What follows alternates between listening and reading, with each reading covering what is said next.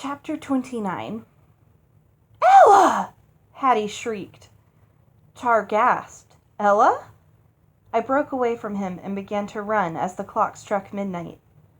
Char would have caught me in a moment, but Hattie must have held him somehow. Outside, a huge pumpkin stood uselessly in the line of carriages. I continued to flee. A white rat skittered across my path. Somewhere, I lost one of my slippers.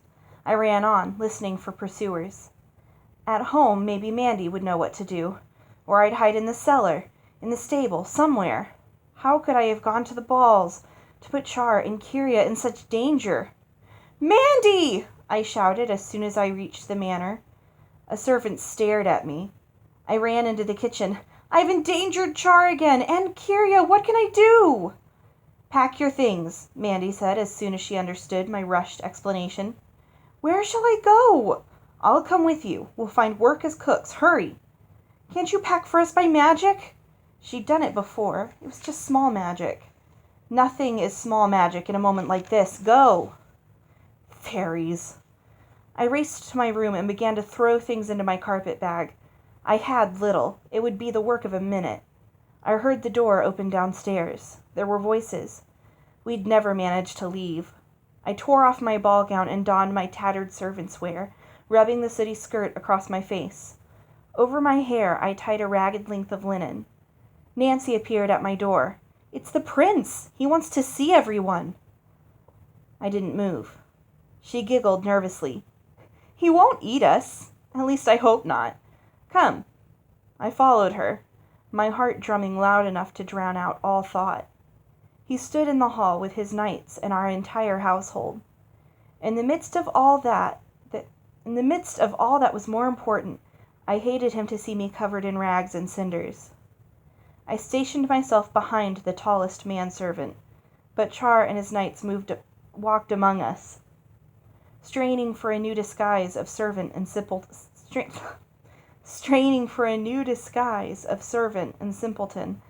I sucked on my fist and stared about vacantly.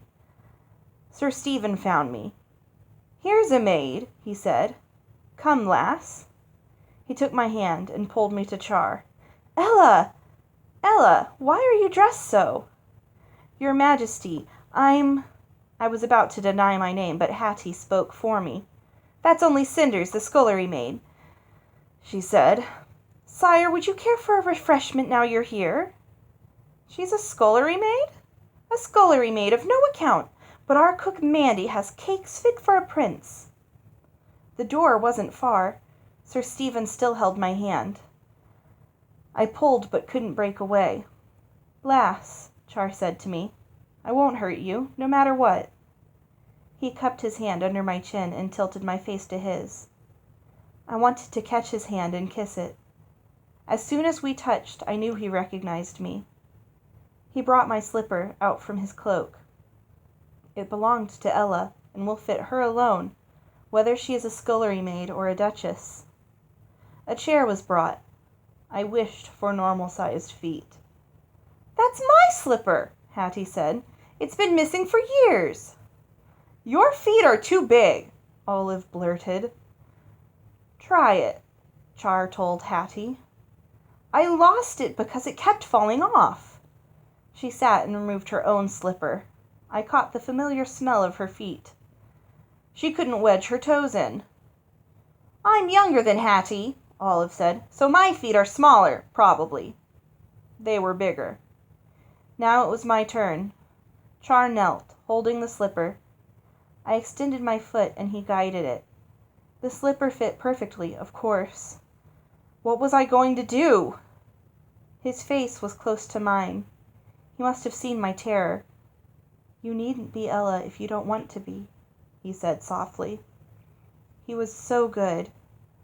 "I'm not," I said, but in spite of myself, tears streamed down my cheeks. I saw hope spread across his face. That letter was rubbish, a trick. He glared at Hattie, then turned to me, his look probing. "Do you love me?" He still spoke softly. "Tell me." In order. "I do." I was sobbing and smiling at once. How was I going to give him up again? Char was jubilant. His voice rang out, "Then marry me!" Another order. I nodded and continued to weep, but my hand found its way into his. "Don't marry him, Ella!" Hattie commanded, giving my name away for once and all. I withdrew my hand. "I can't," I said. "Perhaps Hattie would save us all." "Hattie, don't be a fool," Mum Olga snapped. "Don't you want to be stepsister to the Queen and make her give you whatever you like?" She smiled at me. "His Highness is kind enough to want to marry you, Ella, my sweet." It had begun. The curse would make Hattie and Mum Olga as grand as they wanted to be, and it would provide endless wealth for Olive. Char was looking at me with such gladness, and I loved him so. I was the cause of his joy and would be the cause of his destruction.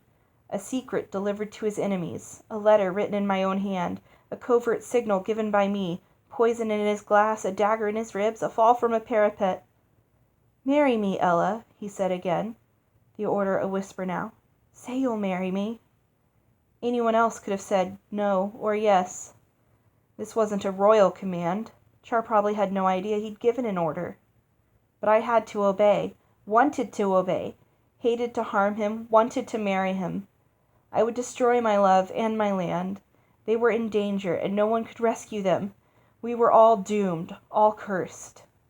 Char was too precious to hurt, too precious to lose, too precious to betray, too precious to marry, too precious to kill, too precious to obey. Words rose in me, filled my mouth, pushed against my lips. "Yes, I'll marry you. Yes, I love you. Yes, yes, yes." I swallowed, forcing them down, but they tore at my throat.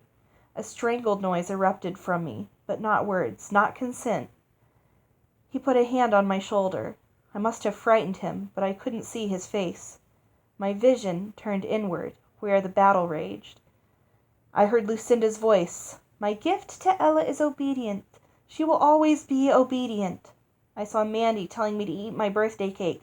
I saw Seif leering at me and heard him. No need to be persuasive with this one. It'd cook itself if we told it to. I saw Olive counting my coins, Mum Olga standing over me while I scrubbed the courtyard, Hattie wearing Mother's necklace. I'd eaten the cake, drunk the tonic, given up the necklace, slaved for my stepmother, let Olive suck me dry. They'd gotten all they wanted of me, but they weren't going to get Char. Never, never. Be obedient, marry him, say yes, say yes, say yes. The tears streaming from my eyes were acid, burning my cheeks. My mouth filled with liquid, bile and blood from biting my tongue, salty and corrosive and sweet. In spite of myself, my mouth opened. Consent had won, obedience had won, but I clamped my hand over my mouth. My yes was stillborn. I remembered Char at Mother's funeral, waiting for me while I wept, grieving for Mother too. I heard his promise at the menagerie, and soon I shall catch a centaur and give it to you. I saw him binding Seif's ankles. I saw him, buttonless doublet flapping, bow to Father after we'd flown down the stair rails. I saw the ball and King Gerald beaming at his son, the hope and future of Kyria. Say yes and be happy. Say yes and live. Obey. Marry him. I began to rock in my chair. Forward. The words were about to come. Back. I reeled them in. Faster and faster, the legs of the chair thudded on the tiles and pounded in my ears. Marry him. I won't. Marry him. I won't. Then I lost sense of all of it. I went on rocking and crying, but my thought burrowed deep within, concentrated in a point deep within my chest, where there was room for only one truth. I must save Char. For a moment I rested inside myself, safe, secure, certain, gaining strength. In that moment I found a power beyond any I'd had before, a will and determination I would never have needed if not for Lucinda, a fortitude I hadn't been able to find for a lesser cause. And I found my voice. "No!" I shouted. "I won't marry you. I won't do it. No one can force me." I swallowed and wiped my mouth on my filthy sleeve. I leapt up, ready to defend and ready to defy anyone. "Who would force you?" Char sounded shocked. "No matter who, I won't. I won't. They can't make me. No one can make me. I won't marry you." Olive said. "She'll marry you. You told her to. She has to listen." She laughed. "Marry him and give me your money." "I won't. Stop ordering me to." I was still shouting, invigorated. I wanted to march, waving banners. Char would not die because of me. Char would live and prosper. "She doesn't have to marry me," he said. "Hush, Olive," Hattie said. "Ella, go to your room. His Majesty can have no further need of you." Char said, "I have great need of her." "Hush, Hattie," I said, intoxicated with my success. "I don't want to go to my room. Everyone must know I shan't marry the prince." I ran to the door to our street, opened it, and called out into the night, "I shan't marry the prince!" I turned back into the hall and ran to Char and threw my arms about his neck. "I shan't marry you!" I kissed his cheek. He was safe from me. He turned my head and kissed me on the mouth. The kiss swept through me, and I clung to him, trembling.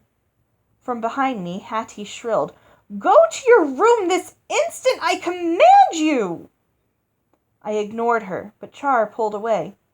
"Why won't you marry me? Why not, if you love me?" "I'm cursed. You wouldn't be safe if I were your wife." What was I saying? I hadn't told anyone about the curse since I was 8. Mother had forbidden it. Had someone told me to? No, no one had. Then why? My thoughts wouldn't settle. I wasn't going to marry Char, that was certain.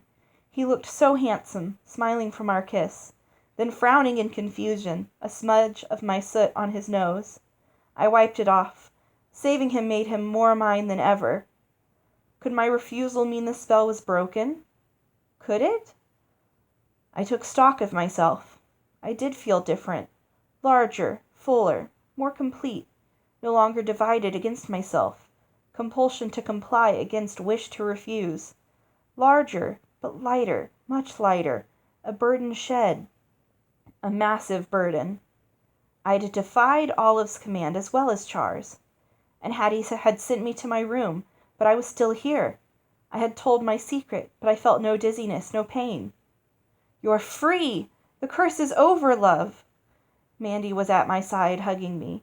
"You rescued yourself when you rescued the prince. I'm that proud and glad, sweet." I could shout. I had been able to break the curse myself. I'd had to have reason enough, love enough to do it, to find the will and the strength. My safety from the ogres hadn't been enough. Julf's rescue hadn't been enough, especially not with guards about. My slavery to Mum Olga hadn't been enough. Kyria was enough. Char was enough. Now it was over, ended forever. I was made anew. Ella, just Ella.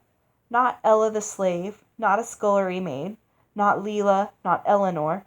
Ella, myself unto myself. One, me. I tore off the rag that covered my hair. Then I curtsied to Char.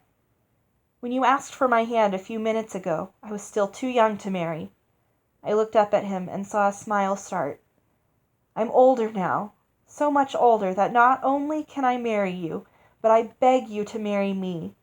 I knelt and took his hand. He didn't let me kneel before him. He pulled me up and kissed me again. I took that to signify his consent.